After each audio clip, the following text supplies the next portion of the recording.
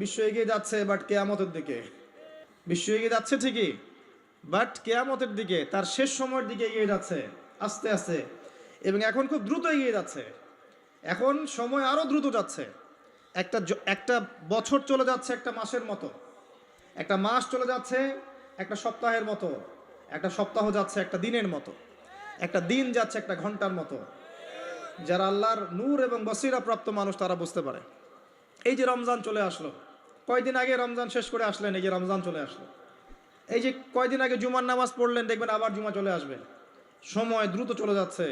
কিসের আলামত? কিয়ামতের আলামত। কত আলামত আছে আপনাকে বলে শেষ করতে পারবো না।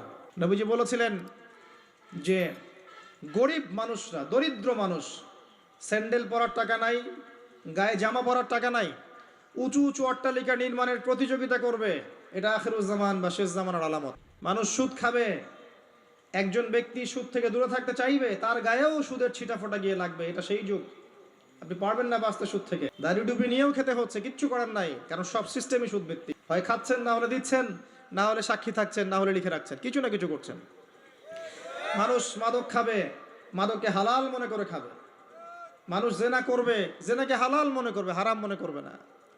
মানুষ হত্যা করবে, যাকে হত্যা করবে সে জানবে না কেন হত্যা করছি, আর যে মারা যাবে সেও বুঝবে না কি জন্য আমাকে মারল।